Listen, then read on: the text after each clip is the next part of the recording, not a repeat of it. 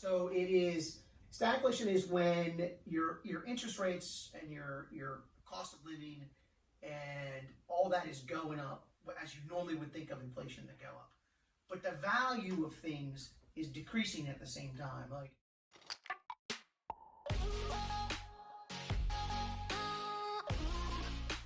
all right, what's up, everybody? This is Generation H.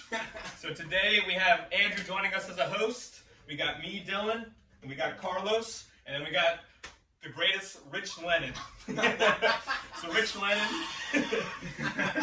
if you don't know who Rich Lennon is, he moved from Northern Virginia to Richmond about 10 years ago. To buy more properties. I don't know how true this is, but to the legend says. We'll clear it up here today. Retiring from a six-figure business as an engineer, or not business, six-figure job as an engineer. I don't know if he's like. I mean, also guessing on that. I can tell you that part's not true. He's the president of Richmond Ring. That's true. Founder of Ring Elite, which is basically a mastermind that you joined. I guess the best way. It's the best way to describe it. Owner of multiple rental properties, and now he's starting to get into lending with his new website, lending2rva.com. Yes. Yeah. So first off, we wanted to, on top of that introduction, but what else do the viewers need to know? True. I think you hit it. I do have an engineering degree, but I was literally in a nuclear reactor, and the true story, and it was a non-active one, obviously. But I was in there, I was doing training for GE, and I was going to kind of get, and then I just was like in that nuclear reactor one day. I just remember going like, God, I'm not sure this is what I'm thinking what I'm doing with my life.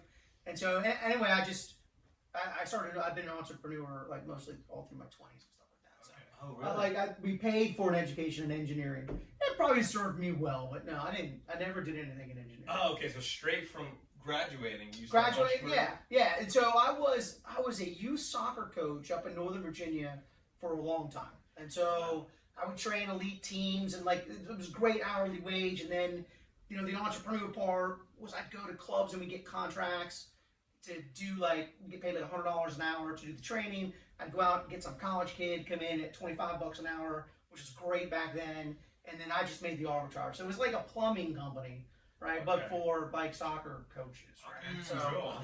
And then I'd get them, and then if someone was a coach for me for a while, we'd get them a job at a club, and then they pay them $5,000 a season, and we get 1,000 of it, he can get 4, or she'd get 4. So wow. I've always kind of had that bug. It's in my family. Most of the people on my dad's side are entrepreneurs. So cool. I just came from that. So you saw that coming out. Yeah. You saw being an entrepreneur like a normal thing. No, not really. I went to engineering school, right? Yeah. So I went to Virginia Tech, pretty good engineering school. Didn't exactly fly through it in 4 years, and just it took me until my mid-20s to find my way, and then right around my late 30s, I really found my way into kind of start to figure out money, and I kind of you can I'm a real competitive person. I like to build things, and then money was just the evolution of that. Where you're like, I like the game of money. How do you play it? And you can play that game for a long time. It's a lot of fun. Yeah, it's a lot of fun. The connection, the conversation. Yeah. That is awesome. So you were club soccer, kind of working the club soccer league for how long? 10 years, maybe. Oh, wow. I've won a couple state championships, and we went to regionals a couple of times, and lots of kids in the Olympic program, and so it was a high level, and it was a lot of fun, but there was a cap on it, right? You can only earn so much, and then it was a business that was really a job because I was working on it all the time. It was a true business, right? So you owned your own job. Basically. Yeah, I owned my own job. It's a really good way to describe it. And so the wife told me one day, she said, "Hey, we're gonna move to Richmond." And I was like, "I don't want to do that." And she said, "Well, I remember all the stupid things I've always supported you doing." I'm like, "Yeah." She's like, "Well, we're going to Richmond." I was like, "Okay, Richmond it is." And how soon after you moved to Richmond did you find real estate as a thing that you wanted to pursue? Was it immediately? Almost right away. So we had been doing a little bit. We owned a rental, not a portfolio. We owned a rental home in Northern Virginia. Not a great place to cash flow. Not a great, just as an accidental landlord situation. No, we sold it. And And no, I'm happy to do that. We came down, and one of the ways the wife convinced me to come down, she said, I know you want to buy real estate, because I've kind of been into it a little bit at the time. And she said, hey, is Richmond a better market for it? And then I looked into it, and cash flow is much better. There's a lot more growth that was going to happen. Yeah. So, we really, really moved into Richmond at a really good time. Just rode that wave for like 10 years. So why did your wife want to move to Richmond? What was her reason? She was working at the time she was working for AOL, and they wanted her to move to New York. And, neither one of us really wanted to, go to New York. Yeah. And so she decided not to work there, and she was looking around at jobs. She got a job at Capital One, and she thought it was in McLean, and then surprise, it was in Richmond. But my wife, big career woman, she's got a great career, and she wanted to go do that thing, so that's why we did it. Okay, cool. Well, it all worked out for the better. Yeah, man, it was awesome, awesome decision. So, listen to your wives. That's the conclusion of that story. That's a big takeaway for the first 5 minutes. I guess we can kind of dive into our big topic. So what we want to uncover or unpack is kind of the overall, and I think this is going on through everybody's head right now. It's just the overall outlook on the market, interest rates, inflation.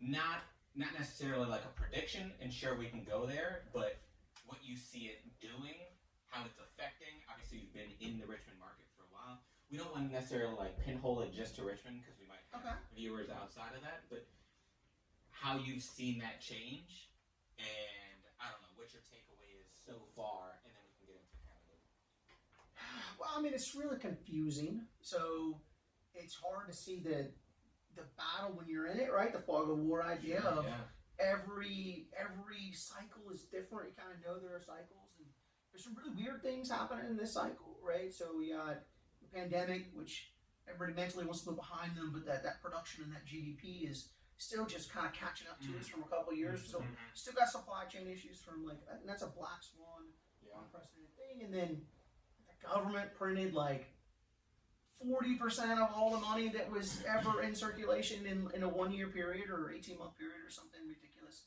And so now we're seeing that money work its way through. We're seeing the Fed. I've seen the Fed try to fight that, right? Yeah. They're raising their interest rates, and now they're talking as much as a point. Where the consumer price index, I think, comes out. Is it this week? Maybe this week. Maybe next. Yeah, I think tomorrow. It might. It normally comes out on Wednesday. So it's different this time, and so we don't know really what is going to happen. But I think that there's been a lot of free money for a long time. I think there's a lot of what are they called, zombie corporations, where they're already dead. They're losing money, but because money's been so free, they just keep going, and so it's a cleansing of the economy. I think it's a positive thing. Yeah, I hope it happens, not because of some of the bad things that happened around it, but that for me allows us to have a true economy, which I think is important for my kids and their kids. Yeah, what needs to die will die off. Right? Yeah. Well, not necessarily now with the Fed just injecting more money whenever that happens, though. So, is that ever going to be a point where the Fed doesn't interfere when the economy starts to go south? You would certainly be reasonable to make a bet that they'll always bail them out, right? It started. It really did. It started with Obama when he bailed out the banks, and he absolutely saved the banks from total catastrophe. Whether or not that was a good decision is way above my pay grade, but it certainly set us up for, okay, now we came along, we got this big thing, let's just go a couple $1 trillion, and then, what are you going to do? What are you going to do next time? I'm just going to print more money. Yeah. Yeah, that's the scary thing. So then that would lead us to the question of, do you think the inflation peak has already been reached? Yeah, hit 9% last month. Yeah. Do you think we're going to see more than 9% in the future months? I do. And I think that we might get a little bit of a pullback because energy prices have come back, right? So we might see a pullback this month, but we really haven't baked into things like, there's really not a lot of wheat this year, right? Ukraine is a big 15% or something like that of the world supplier, and they just haven't been able to get it around, right?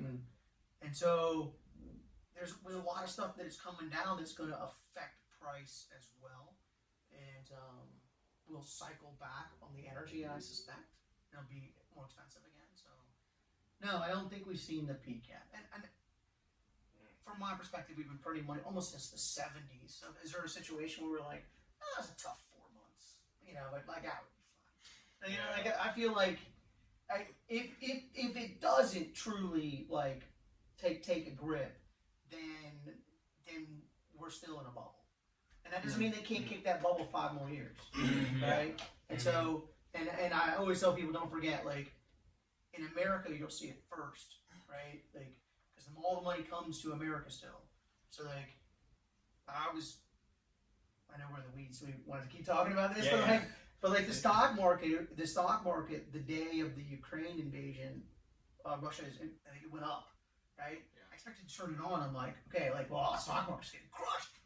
Like, whoa, like, so it didn't occur to me till later, and after some conversations and do some learning. But what happened was a lot of the money that was over in Eastern Europe was leaving, right? If you're money in Poland and you just see Russia roll into Ukraine, you're like, you know what? I'm gonna go ahead and go buy in Manhattan, right? So a lot of that happened, and so like when we've seen like Sri Lanka has already fallen, right? And we're gonna see that other stuff catch up, and I don't think that we're through it. So I think we're probably close. You think we'll hit double digit, by the way? Double digit inflation. It's tough to say whether they'll report a double digit inflation. Right. Okay, let me rephrase. Will they report double digit inflation? I think so. I think they'll have to. And I'll leave one more interesting fact on this one. The inflation has never come back under control in the history of the Fed when the Fed didn't raise the internal rate to above the CPI. Okay? Right? So you're saying if we don't raise the rates to above 10% or 9%. I'm just saying historically it's never happened. And right? So I'm not saying like it's a totally new thing, right? Scary. It's a totally new thing. But like put that in your head of like, okay, what would do if the rates really went up? Yeah. And you can't get a hold of inflation until you like get that number. That's a big nugget. Like I don't know, maybe modern money policy is different. It's different this time, where they can find another way to kick it because all that money comes from Europe, and then they're screwed for like the next 2 or 3 years. But So when you ask me, is it over? No, I don't think so. So you don't think it'll be over until they raise interest or Fed funds rate above inflation? Well, that's never happened. I'm just saying. I'm saying historically, it's never happened that it's corrected itself until they did that. So there's a correlation or. Correlation causation, I don't know, right? And we got a weird job market, one that we really haven't had since like the the 60s and 70s, I believe, like where there's like all these jobs being created, but people aren't coming back into the workplace to take the jobs, right? And so when the pandemic hit, there was a lot of people who do the Great Resignation, right? And so what really happened is the people in their 50s, like think of the really successful people in their 50s, engineers, doctors, high-level executives, they probably already had enough money in their 50s to like totally retire. And then like when the pandemic happened, they retired. And even if they changed their mind today and like, well, it turns out like 4 million doesn't go as far as I thought it went. I want to go back to work. Now they're not coming back into the workforce because they can't find a job at that price point at that age. Because like, especially in tech, where they go back and like they're getting a job from a 30-year-old kid, and you're like, so a lot of that stuff is just left, and that hasn't happened in a long time. Wow. So like when you say what's gonna happen, I'm like, oh wow, it's like too many knives being thrown around the room. Yeah. I'm just trying not to get stabbed. Yeah. It's hard to say because I feel like 50% of inflation is gas prices because all the supply chains they use gas to transport the products.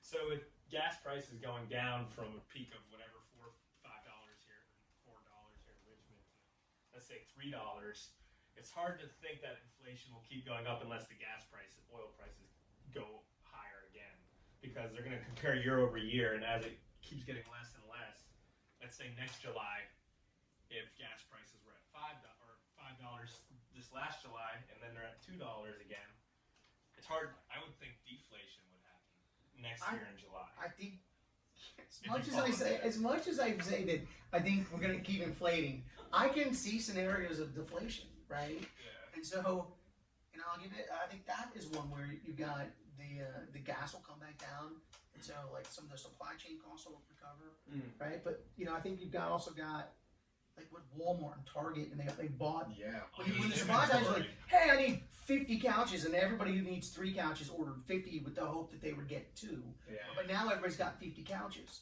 and so what are we going to do when the earnings reports come out on Wall Street in the fall, and like they've had to sell these things at discounts to get them out of the warehouse? Which there was a big wave of that, right? Right, but I think that we haven't seen that really flush through yet. It's gonna happen in cars. It'll happen in a bunch of things. And so, with cars, it's coming back. There's a lot of car bubble indicators right now, like repo yards. You go to big box stores and there's like bundles and bundles of plywood, 2x4. I mean, there's just way too much inventory.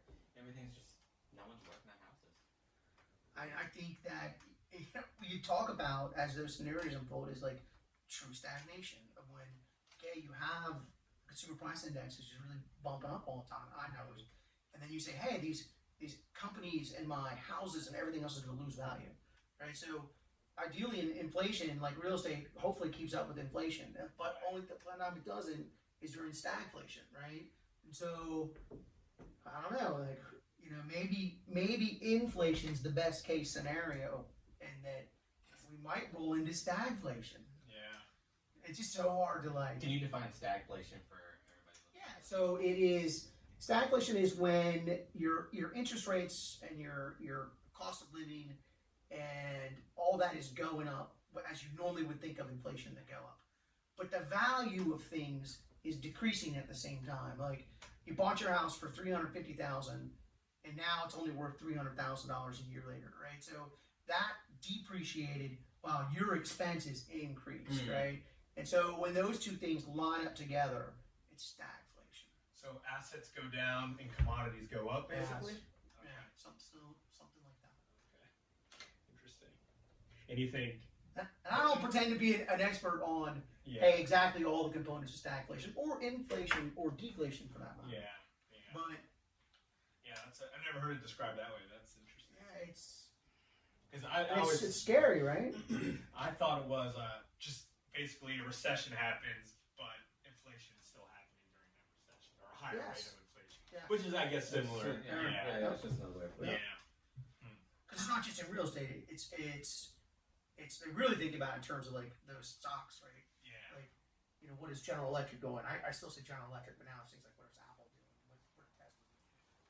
And are they losing value when it becomes hard? So your 401k is going down, while your expenses are growing the other way. Yeah. Makes it really hard to live. Yeah. When's the last time we had that? Stagflation in the 70s. Like when we really talk about the bad times in the 70s, that's when stagflation. 50 years ago. And what do you think's worse, stagflation or deflation? Stagflation. Okay.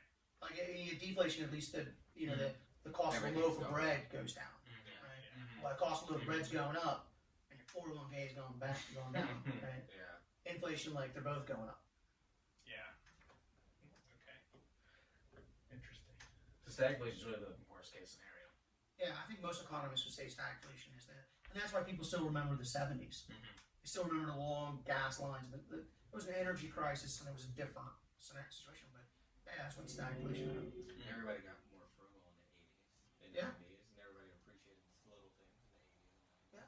I think that I'm not hoping for stagflation or anything bad to happen to our economy, but I feel like we have lost, as a culture, as a society, we have lost a lot of that, right? We're just so materialistic. We focus on the wrong things opposed to kind of back home, family, quality time, just like the goods. Yeah. The family goods, and not so much like the outside stuff. Ironically, the pandemic was probably like That really told our kids when it was happening. I said, "You gotta promise it'll never happen before." We're like, it wasn't quite 2 years. It was like a year where they were like, "Listen, just don't leave your house, hang out with your family, and don't go anywhere." Yeah. And like, here's some money. Like, that'll never happen again. I say that, but like, the monkeypox is coming. The next one, right? So, to change gears, Sure. we wanted to ask a little bit about the market, the Richmond market, the RV there was a big influx of people, just like there was in like Vegas, just like there was in Arizona, just like there was in different pockets, Florida, for example, North Carolina. So there was a big influx of people that were moving from out of state, and in our case, we were getting a lot of people that are coming from up north, like you, me, right? We were coming from Northern Virginia, coming down, and so Richmond, Virginia, felt a big bump in the average home prices. We felt a big bump in a lot of changes in our real estate market. So what I've seen and what I've heard is that the states and cities that felt the biggest jump are also now seeing the biggest declines, right? And decrease of pricing for the stuff that's on the market, rental prices, just people now wanting to leave those cities because those cities can no longer support it, right? From the information that you have at your disposal, that you researched from your own investments, are you noticing anything like that with a big influx of people that are coming to Richmond and wanting to leave? Did you notice that in your pricing of your assets, of your investments? Like, what's your take on just that? Just like the influx of people. Okay, yeah, that's a good question. It's not one that people talk about a lot. It's a really good question. So, really testing my memory here, but a couple years ago, there was a report that came out. It was like through 2028, Richmond was like the number 3 growing city in the country for millennials. It was like the 3rd place, or maybe it was like the 3rd place in the world. It was really high. And like number 1 was like Virginia Beach or Norfolk. I remember watching. Like, it was weird. They were like, we're real close to each other, right? Yeah. And so even like putting beside that pandemic stuff, there's been a natural migration to Richmond happening for a while. And unless the underlying numbers have changed, I would be surprised to see like a huge letdown in that, right? While I respectfully think that Richmond could do better at a lot of things as a city government, the counties around it are actually, I think, very efficient. Yeah. And some of that burden, like let's just use the example of like, as soon as Richmond didn't want to like build the ballpark, Henrico was like, oh yeah, like you can come over here and build a ballpark, right? So I think we're pretty good with some local governments around us, and Hanover as well, and they do a good job, and I think that helps take some of that burden away from the city, because I don't think the city administers stuff very well. But I haven't seen people talk about like a big like egress of talent. I think Richmond offers a very cool downtown, right? Of where millennials and people that are before they're making families and like they're getting their career started, and it's I think they've done a really good job, and so have the surrounding counties. And then I think they've got really good suburbs and they've got really good schools, and we're a mid-sized city, so we still offer the potentials of the city, and we're not like a major city like DC. So I have to think about that more. No, I haven't seen what I would consider an exodus in Richmond. I still think our population is growing. Okay. Yeah, and that's pretty consistent with what I've heard and read too. Yeah. Is that people are still coming and still staying, because the city has a lot to offer for. It does. Yeah. But there's still a lot of opportunities for growth, and a lot of companies are still coming into town. Obviously, there's some big names that are looking to continue to grow in Richmond. They bring jobs. Yeah. Okay, so then the next section, the next to kind of build up on that was your Section 8 question. Oh yeah, so basically with COVID and everything, and we talked about this before on one of our meetings with Ring Elite, but with COVID and everything, the government kind of stepped in, said you can't evict people. The federal government stepped in, said you can't evict people, you can't do this, and they kind of just started paying for the rent because you couldn't evict because they're forcing you to keep the tenants and not evict. And I was wondering, how much of a part would that, and you mentioned also you lose control of that asset when that happens. And we were wondering how much of a part of the government, do you keep seeing it increase, like more to a degree than it just did during COVID, or what are your take on it? Do you mean, do I think that Section 8 will like grow? Will they'll become more involved in like? Yeah, not specifically Section 8, but like Other programs and stuff like that, rent control, stuff like that. Yeah, I think so, and I think that RRP was supposed to run out in, I believe, the end of, can't remember now, June or July. I know for a fact that they're paying through the end of August. Mm-hmm. Now, they say they're paying, they don't actually send the checks. I know a lot of people put a lot of money from RRP. So if someone from RRP is listening, you know, people are hurting, landlords are hurting out there because, like, you know, they'll go 6-9 months without paying you. And they're like, yeah, we got you. But we've been burned a couple times. Tenants move out of the house, and then, you know, we can't get the money. Can't And, collect. yeah, so, but, yes, I think that when we see that whipsaw back, I think that there's just some people that are never going to want to go back to not having someone pay their rent. Yeah. And do you think, how can I put this? Do you think, so in all, you do think it's going to grow a little bit. Does it usually happen in recessions where government always steps in and gives business owners a little bit less control because they're funding part of their, is it usually during recessions that? Yeah, I mean, the government comes through and they, like, during a recession. Now, remember, I've only been investing on this, you know, upswing, right? So I didn't go through the last recession. But typically in a recession, a government will incentivize the industries that need help, right? And so, like, last one that they did last cycle around was like it was a first time home buyer credit, $10,000, something like that. And I mean, that really worked, right? It really affected the industry of, like, now all these people have, I wasn't around at the time, but all these people now, they had their down payments for their homes, and, you know, maybe that created another bubble where, like, people are getting in for homes for free, but it actually went away of, so instead of maybe someone going into a subsidized housing situation, the government was giving them checks that they become homeowners, right? And so, you know, I would think that in that situation there are fewer people in that Section 8 program or the government subsidies, and to me on paper that sounds like a good idea. Like, make someone a homeowner instead of making someone a tenant. I can understand that reasoning. Yeah.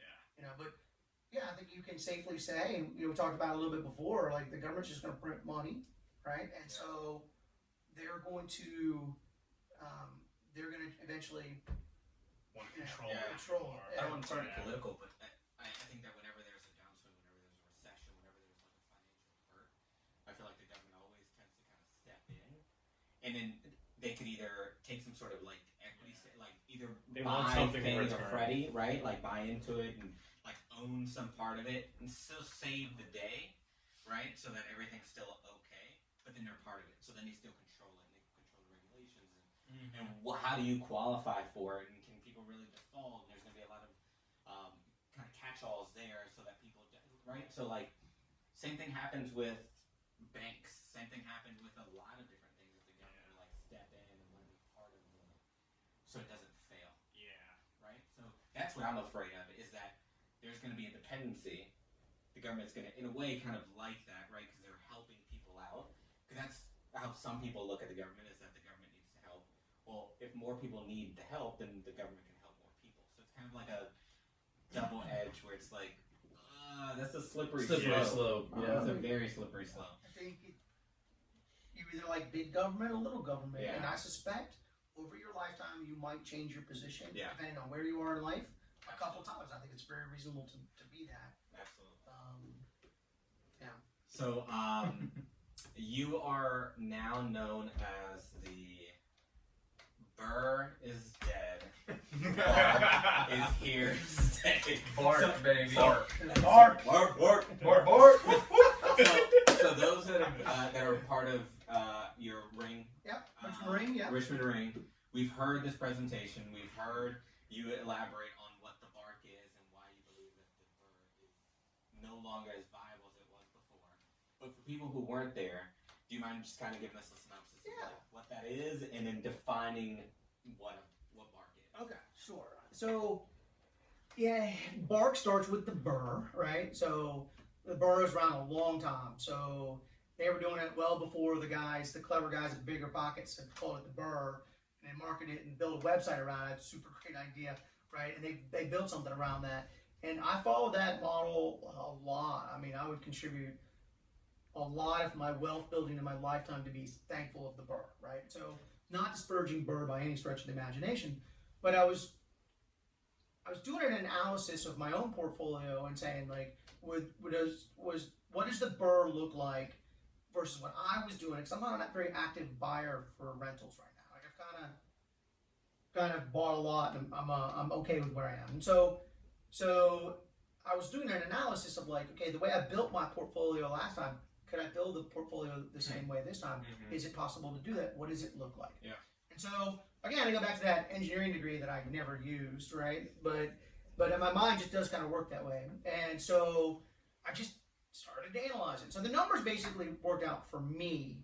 I bought a lot of properties, and the numbers were, I'm gonna kind of going off the cuff here, but the asset value of the property was around the 135 range, and I would buy it at a discount, like that's what we all do, right? At about 70% or whatever, and so I would be $90,000 worth of debt. And so when I took that $90,000 worth of debt, and I went to the bank and I got a 20-year note, on average I was paying a 20-year mortgage at about 4.75%. And I bought a lot of them over the 10 years, so the interest rate's up and down, right? So like, but blended, that's about what it was. Okay, and so when I run my numbers over time, I know that I made about $600 a month per house, right? And so not a lot of money, by the way. It's like $20 a day, right? Not much more than a cup of coffee. Get a bunch of them, it becomes real money. But that's what it was over my portfolio, and I knew I could make $600 a month, making like $7,200 a year. Buy a whole bunch of them, and then that's how you made your money. And so I said, okay, I was wondering if the BRRRR would work. So I said, okay, the same house that I bought just a couple years ago, like 2020, right? And the retail was 135. I was in it for 90. So, but now I have to, that same situation, that exact same house, because Richmond was up 38% since 2020. So now it's at $187,000, right? And so at my 70%, my debt is now $125,000. It was 90, now it's 125, right? And so now when I go to that same bank and I get my mortgage on it, my 20-year fixed that I can't get 4.75, it's way closer to like 6% now, right? And likely, maybe, possibly going high, 6.5, 7, right? So when we did that analysis of like what I could get the 20-year note was my principal and interest payment for at the 4.75 to the interest payment at the higher rate of 7.5 is when I looked that day. I was trying to remember the north, like 7.5. The payment was like $1,100 for that same principal and interest payment. And then so when I added up, like, okay, well, if inflation happened here, inflation happens, like it costs more to put the roof or the HVAC. I pay more for the technician. So what I found with that is that using the exact same model on the exact same house, and even though the rental rate had gone from $1,200 to $1,700 for the same house, I went from making $600 a month to I was losing $58 a month on the house over time. Right? And so what I really was that's a bad scenario, right? I mean, and that's if like I was doing, if I had a property manager and I was doing maintenance and stuff like that, I was losing as much as $300 or $400 a month, right? So if I want to be on the beach somewhere, it's negative $300 a month to keep that property. I certainly don't want 100 of them. Active versus passive. Yeah, right. And so, but I'm super active. Like now, I don't pay a property manager, blah blah blah. But even I cut out everything, and I was doing all the work. I'm still going to lose $58. You know, and so I was like, well, that's probably not a bad idea. That sucks. Okay, don't do that. And so I said, okay, well, what we really want to do is we really want to get all those notes that were made from 2020 to like halfway through 2021, right? Because of the low rate, right? And then so like, and there are two things that really happen by assuming the note, versus refining the note, is when you assume it, you get a 30-year fixed rate, right? And then when you were buying you were paying a 20-year note at a higher rate. So it wasn't just the rate, but cash flow wise, it was a big different situation, right? So your cash flow really swings on that note. And so on this same house, like let's say I went to that same house, and now instead of like buying it and BRRRRing it, but the same house, if I just assumed their note, because they made that note in 2020 at maybe call it 2.5% on a 30-year note, right? And they could sell it today at 187, right? After they pay their agent, everything like that, they'd walk away with $20,000 in cash. Like that's what they would get, right? But if I assumed it from them, like if I just gave them the $20,000 and said, "Can I assume your note?" Like now I can assume your note, and the cash flow went to like $1,100 positive per month, right? And that's if you were gonna be in Fiji, and it was something like $1,300 a month if you're gonna hire a property manager. Yeah. So you went from negative 58 to a positive $1,100 a month. So it was crushing my BRRRR model, Yeah. right? And the reason, of course, is because you lock in the finance at the previous time, and then you get the benefits of inflation with like the increase of rent, right? So you get like a So kind of what you're saying is like all because of the difference of the mortgage rate is the reason why you can cash flow so much more because you're assuming something is such a lower rate. just the way you finance it. Yeah, because The note and deed of trust on the you're property. assuming a lower payment, but then you're taking the benefit of the higher rents, Correct. and then you're So you don't actually want to refi, and that was part of the BRRRR is you buy it, you renovate it, you rent it, wash, repeat, right? But the refi part of the BRRRR was what was blowing it up. It was no longer any it was the thing that was killing the deal. Sure. And so you just need a better note. how's that ROI though? Because like there were plenty of people, I'm sure, like yourself, where you did plenty of BRRRRs where you left no money in the deal. You pulled all your money out. Yeah. You refinanced. You had zero money into it, and then you got an infinite return, or however you want to call it. Well, But here, you're potentially in your scenario, you're bringing $20,000 to the table. You're cash flowing pretty good. Plus You're bringing renovations 20,000. if they need to be done. Yeah, so like part of the bark is buy, assume, renovate, and keep. So you're not cashing anything out, right? So okay, I would look. So a couple things of that. And those are all fair points. And a couple things I would consider though is I gave a scenario in which like, hey, you're buying it at no discount, and you are buying it almost directly off the MLS. Yeah. Because I gave you a scenario of like you can go to the MLS and get 20 grand, or you can go to Rich Lennon and get 20 grand. You're still getting 20 grand, right? So if I'm making $1,100 a month, right? Let's say that's totally passive, right? That's how much you were making with your equity pay down and everything, right? So now I'm making 12,013, close to 14,000, 13 and a half on my $20,000 investment.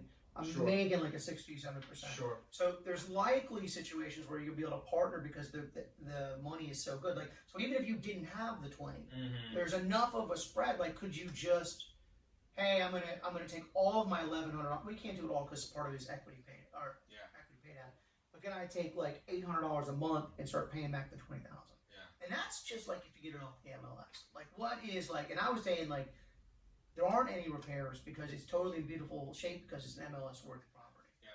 And so, but let's say you get it off the MLS, which is hopefully where most of us like to get our deals, right? Off market. Yeah, get the agent out of the way. They tend to confuse things. No offense to some very good agents, right? But trying to explain to them an assumption, I imagine, would be difficult, right? So,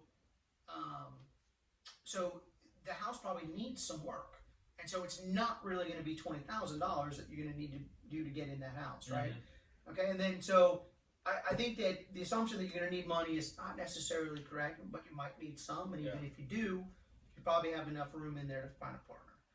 But so I, being who I am, I did a little bit more analysis. Okay, at year 2, or excuse me, just 1 year from now, if I said I think the real estate market will be down 10% of where it is today, right? Would anybody go like, "Oh, Rich, you're crazy"? I don't think anybody would say I'm crazy, right?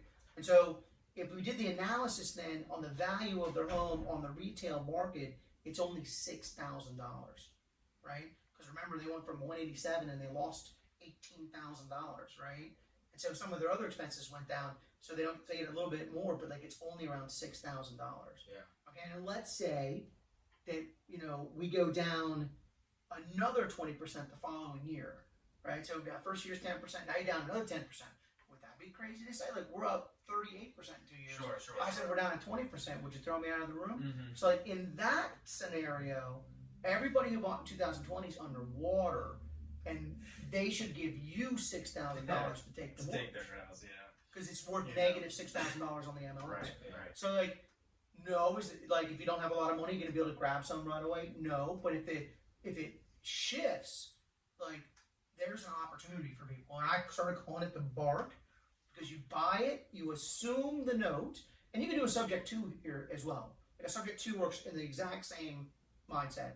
So the assumption of the note, and then you rent it, and then you keep it. Because you want that 30-year note at 2.5%, because it's likely that we'll never get back there again. It can't go much lower. And the bank won't let you. The bank won't make you put down a down payment or anything. Like It depends. So like the value will have to still be there, and an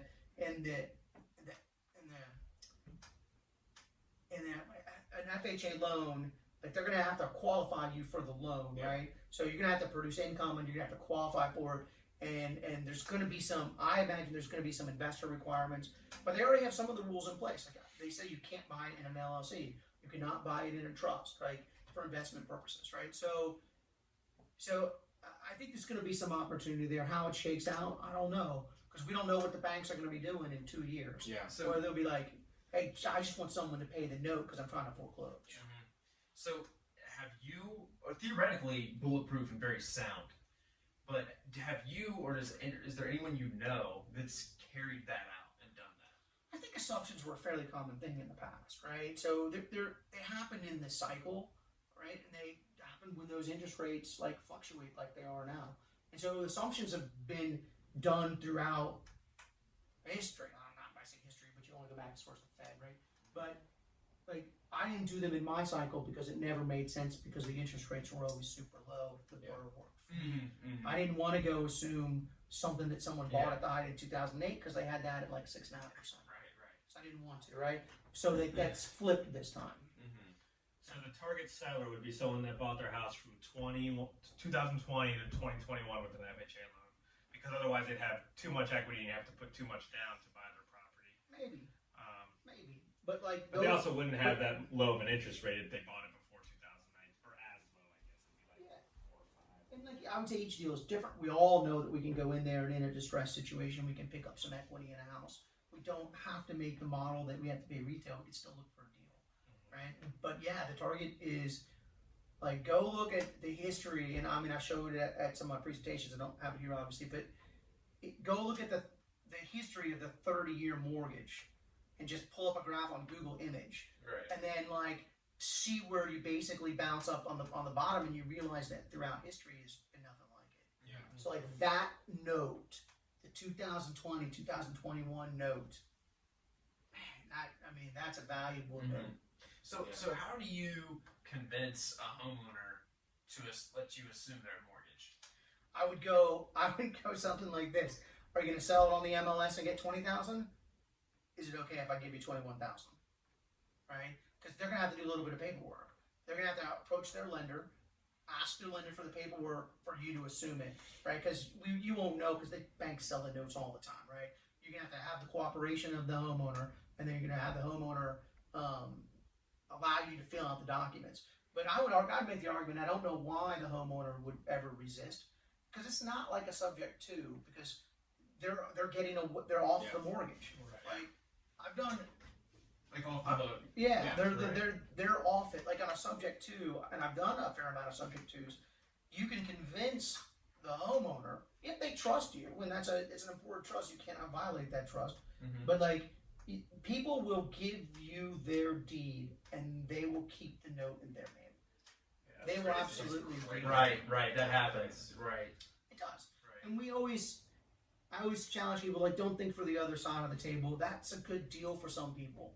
Like, hey, I walked into a house one time, and she was like, here are the keys. Like, I want away from this. I never want to have to come back here again.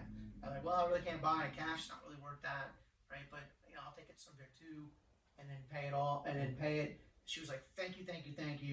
And then she ran out, and like 6 or 7 years later, when I finally paid off the subject to, she kept the insurance money. So that's fine. Fair enough. Because they escrow the insurance, so when they pay it off, they send it to the person that's on the thing, right?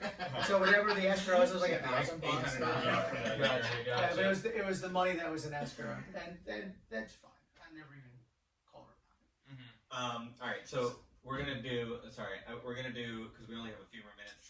We're gonna do some lightning round kind of questions, and then we have some would you rather's for the very end. So these are very short answers. Okay. What's the diversity of your net worth in percentages? If you want to answer it. Real estate. If you want to answer it, it's real estate, stock, cash.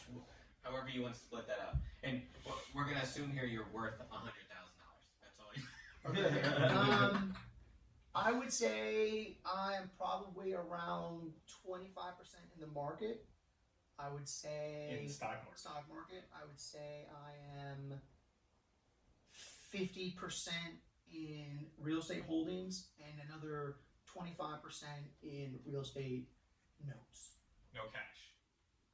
Yeah, I would say I have on cash right now. I would say around 3%. Wow. Okay. Okay. Do you plan on changing your net worth diversity with the current market? Yeah, I think I'm. I said I'm in the market, but that's actually not true. I'm in cash in market accounts. So I went cash a while ago, even though Dylan told me not to. So you're like money market? And so I took 50% of my money out of the market, and then Just sitting in an account. and then it's sitting in cash, and I'm going to cost average back into the S&P. Okay. So I'll keep the asset class, like I'll keep it in stocks. I'm going to wait to what I think is the bottom or close to the bottom or within a month of the bottom, and then I'll just start cost averaging my back end. So you don't think we've hit it yet then? I don't. Yeah, that's good. Have you ever come close to giving up on real estate in general? And what kept you engaged? Ooh, man. So I would say we're at the beginning, it was really hard.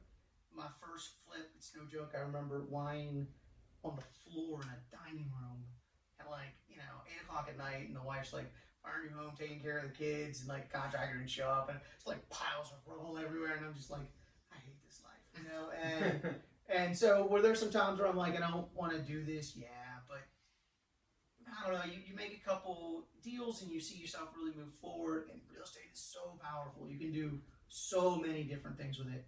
That after those first couple hurdles, I never considered giving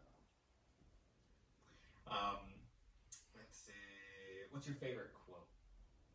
It can be real estate related, it can be investing, it can be just in general. Oh, just man, life, quote. something your dad. I don't do something- quotes a lot, to be honest. Or saying or expression.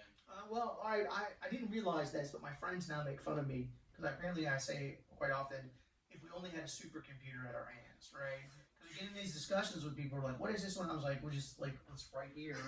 We're just, Google it. Because but that's part of my character. Like, I like to know the facts. I like to know the numbers. I like to what is that exactly? Like, Yeah. I do like to know. If you weren't doing real estate right now, what do you think you would be doing? Ooh, I don't know. I probably own some type of W-2 job. Not a W-2 job. I would be an entrepreneur that was really a job, right? So I'd be doing some type of service or thing. Like, I've always thought like a really good business to run would be like a plumbing business, right? An HVAC business is another one. Like, I just think you just make tons of money. Like, if anybody's listening and they want someone to buy into their business and give them some money, I'm interested. But I've been looking for one for a while. But I would probably buy other businesses and like maybe feel like I could give them some value and then let them go. And, instead of flipping homes, maybe flip businesses. Sure. Yeah. One more question. It's not on there, but so you bought a lot of real estate the last 10 years, and what kind of pivoted you to start lending? Is it just because it was more passive, or you just wanted to take yourself out of the equation and have your money work for you? So I've been using like my Roth IRAs and my Coverdales to lend small amounts of money for a fair amount of time, but I probably wouldn't be lending without the pandemic. When the pandemic hit, as all my great predictions happened, I'm like, oh, the real estate market's going to crash. I'm going to fire all my employees and just pull back, because we didn't qualify for any of the programs as the entrepreneurs. Like, I didn't get any benefits from no PPP loans for me, So I pulled back. I had 14 employees at the time. I let them all go. Most of them virtual assistants, and then so when you're flipping and you're doing a lot, because we used to buy a lot, and your money lags behind you, because you're always leaving 10 in here and 5 in here and 15 in here, and so then when you shut it all down, all that money eventually the lag catches up, and then you go and you're like, well, I got a lot of money in there, and then you're like, well, it's just I gotta do something with it, right? You can't just let it sit there. And you know, over the last 2 years, I've sold a couple of my portfolios. I just had more cash than I thought that I had, and I had to put it to work, and I put it in a way that I understood, which is real estate. Yeah, sweet. So I have one for you. So if you couldn't share anything that you've learned on your real estate journey with other people, like at the Ring Group, or just in general, and it was all just for you, your family, and yourself, didn't really give back in any other sort of way, would you still be as motivated to do what you've done or continue to do what you do? I don't think I understand the question. Give me that question again. Yeah, like basically all the knowledge that you've acquired, and like so what you're doing right now, sharing stuff, or like doing the Ring meetings where you're sharing, you know, your wisdom, just having a mastermind together and stuff like that. Would you still be as motivated to still do real estate if you couldn't share that with anybody or share your wisdom That's a experience? good question. I enjoy sharing what I've learned. I was really blessed to be part of a community early in my career of like a true abundance where everybody just shared, and like I fit that mentality pretty well. I will say investing is way more fun as a team sport, and if you're out there doing it with other people, it's a lot more fun. So no, I probably would not be as energized as I am if it was just me and my family. No, I think I've gained a lot from being out there, and because when you share, you certainly get that back. Yeah. Right? Yeah, yeah. Situations like this where you can sit down and talk to smart people. Yeah. Right? So All right, and then one more segment. How much time we have left? 5. Okay, this will be quick. All right, so I'm gonna give you 2 scenarios. You gotta pick Okay. one or the other. You have to Would pick you one or the other. rather? Would I rather? Would Okay. you rather? It's Would gonna you be rather dangerous. Chris Lennon, baby.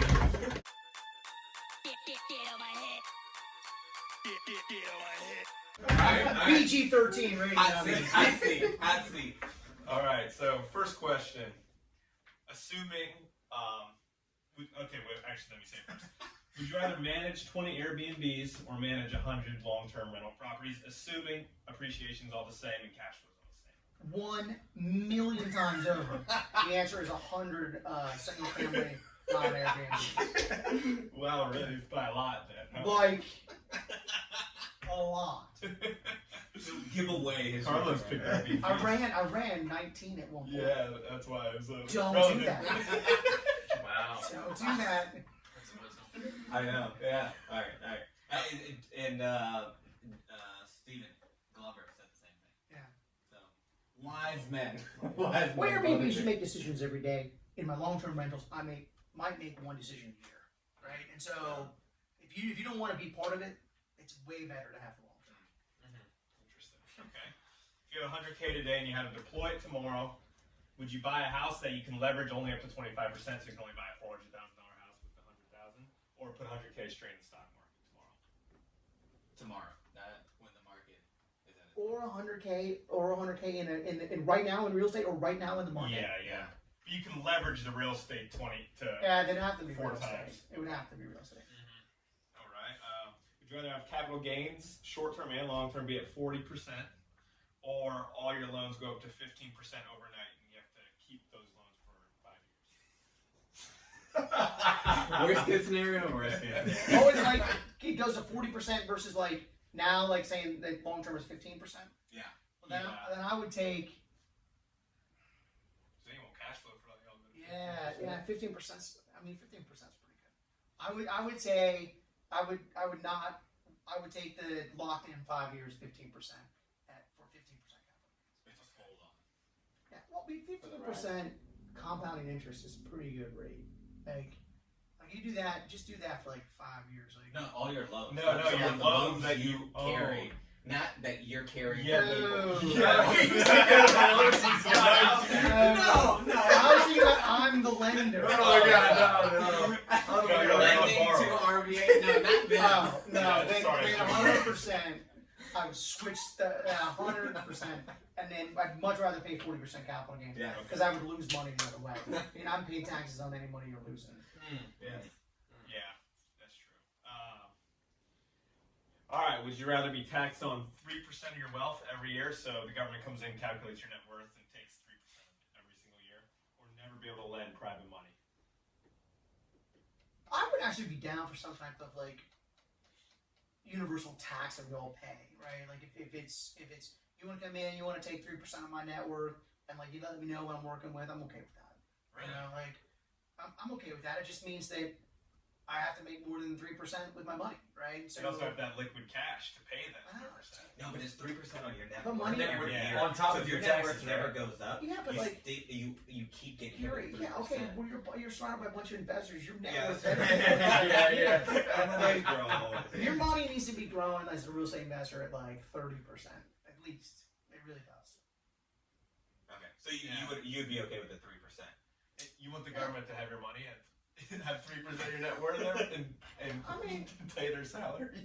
oh man, I'm talking about in my head, right? Like, but if I can outperform my net worth, and I knew that was going to be my only tax burden, I can make No, it's not on your top only. of- It's not your only tax or burden. I It's on can't, top. or I can't lend again. Yeah, but it's not your only tax burden. It's on top of whatever you normally pay in taxes. Or I can't ever lend again. No, I would still lend. I really enjoy lending. Like I think lending is the best seat at the table. It took me 10 years to get there, and I enjoy the seat. Yeah. Okay. All right. And then last one. Your wealth can't be more than $1 million. Okay. But you can teach and mentor people all you want. Or your wealth can be worth over $1 million, but you can't teach anything to anybody. Well, I would definitely choose more than $1 million. Okay. I love my fellow human beings, but Hey, you're gonna do us like that, Rich? I think most people build wealth to put a financial wall around their family, right? And then Yeah. I really view any wealth that I'm fortunate enough to have accumulated as that. It's just a wall. I wouldn't give up that wall. You know, even if that means So it's like the hierarchy of needs, right? And then once Yeah. all those needs are met, then it's like more. It's better to give back once those are all met. Yes. Anyway, so I hear you on that. Yeah. All right. Well, you got any closing? We enjoyed you having you. Oh, man, thanks for having me. Yeah. Yeah, I Thanks, really had Rich. a great time. I think Yeah, there's so it much was to great cover. see you. So, Yeah, that was fun. yeah, I All right. appreciate it, Rich. Thank Yeah. you. Awesome. And again, Rich Lennon. If you guys have any follow-up questions for Rich, for any of us, we can definitely have like follow-up Zooms or something with Rich. So if you guys want to drop a question, drop a comment, anything down in the comment section. But Also, Rich is a private money lender. If you guys need money, especially here in Richmond. Yeah, local Richmond. Yeah, if you're looking for, a non-owner occupied loan, short-term loans in Richmond, Virginia, that is definitely my ballpark. And he also has a mastermind called Ring Elite that he opens up every quarter Every quarter, yeah. for people to join. And you definitely get a lot out of it. Me and Carlos are in it. Yeah, It's two yeah. meetings a week. And you got to talk to this guy who's had a lot of experience. So tons of experience, and then he also of course has Ring that hosts a I guess monthly second Wednesday of Yep. every month kind of get together. I mean, At the Great American Ranch. Great American 6:30. Ranch, so that's not going to change. Yeah, tomorrow night. Tomorrow night. Yes. So for now, it's at the Great American Ranch. It's at 6:30. Tons of people show up. If you do anything in real estate in Richmond, you're there. Guaranteed. So you should be there. Should. yeah, and if you're not, then you're not doing deep. You guys are Missing very out. kind. You're very kind. That's right. But again, this is Generation. Eish! All right, guys. Subscribe.